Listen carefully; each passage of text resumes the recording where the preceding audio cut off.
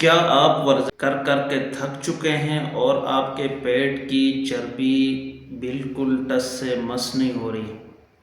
بہت سارے لوگ سمجھتے ہیں کہ شاید سیٹ اپس کرنے سے پیٹ کم ہو جائے گا یا جم جانے سے پیٹ کم ہو جائے گا۔ یہ آپ کی سب سے بڑی غلط فہمی ہے۔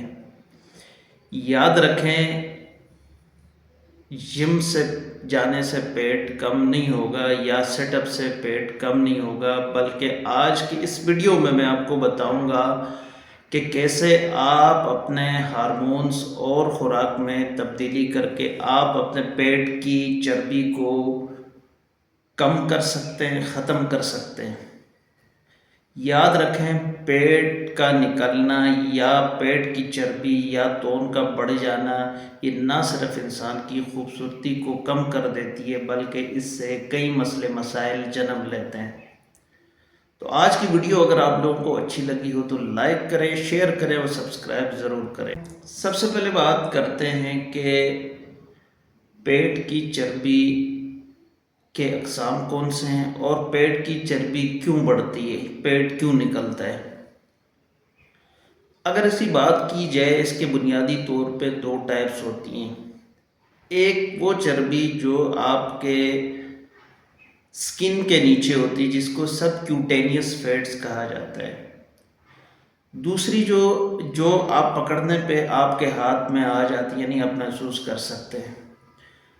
دوسری وہ چربی ہے جس کو وزرل فیٹس کہا جاتا ہے۔ یہ عموماً آپ کے اندرونی اعضاء، خاص کر گردے اور آپ کے جگر کے ارد گرد ہوتی ہے، اور اسی وجہ سے آپ کو شوگر ہو سکتی ہے اور دوسری بیماریاں ہو سکتی ہیں۔ یہ چربی کیوں بنتی ہے یا کیوں پیٹ بڑھتا ہے؟ تو سب سے پہلے اگر بات کی جائے تو پہلی جو چیز ہے، جو شوگر ہے یا جو کاربس ہیں، جب کبھی ہم میٹھا لیتے ہیں، کھاتے ہیں، یا جو سفید آٹا ہے خاص کر اس کا استعمال زیادہ کرتے ہیں، تو جسم ان کو چربی کی صورت میں یعنی پیٹ پہ جمع کرنا شروع کر دیتا ہے۔ جو امپورٹنٹ چیز ہے وہ یہ ہے کہ جب کبھی ہم سٹریس میں ہوتے ہیں، ذہنی تناؤ کا شکار ہوتے ہیں، ذہنی تناؤ کا شکار جب ہوتے ہیں تو ہمارے جسم کے اندر ایک ہارمون ریلیز ہوتا ہے جس کو کورٹیسول کہا جاتا ہے۔ کورٹیسول لیول کے بڑھنے سے وہ آپ کے جسم میں، خاص کر آپ کے پیٹ پہ چربی چڑھا دیتا ہے۔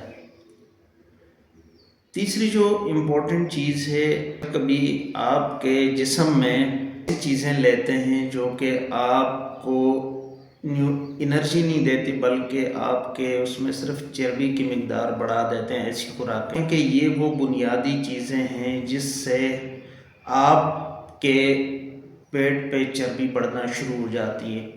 اور جو لوگ اپنی نیند پوری نہیں کرتے، خاص کر نیند کی کمی کی وجہ سے جو لوگ رات کو جاگتے رہتے ہیں، ان کے جسم میں بھوک بڑھانے والے ہارمون ایکٹیو ہو جاتے ہیں جس سے بار بار بھوک لگتی ہے، اور آپ جب کھاتے ہیں تو وہ ایکسٹرا فیٹس آپ کے پیٹ پہ جمع ہونا شروع ہو جاتی ہیں۔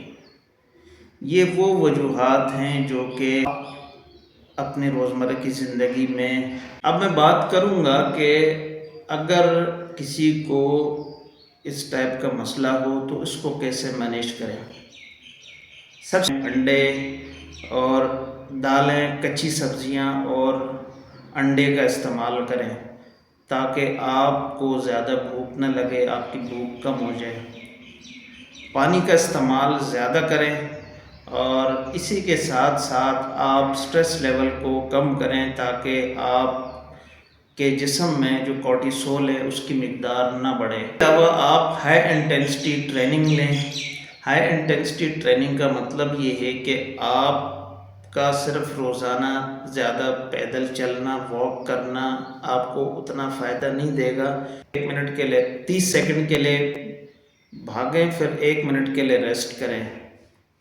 اس سے آپ کی چربی بہت جلدی یعنی تیزی سے آپ کی چربی پگھلنا شروع ہو جائے گی۔ آپ جو ہے وہ انٹرمیٹنٹ فاسٹنگ یعنی آپ 16 گھنٹے کے لیے روزہ رکھیں اور 8 گھنٹے میں وقفے سے آپ کچھ کھا لیں۔ اس سے آپ کی چربی بہت تیزی سے کم ہو جائے گی۔ یاد رکھیں، جم جانے سے آپ کا پیٹ کم نہیں ہوگا بلکہ کچن میں آپ اگر احتیاط کریں گے تو آپ کا پیٹ کم ہو جائے گا۔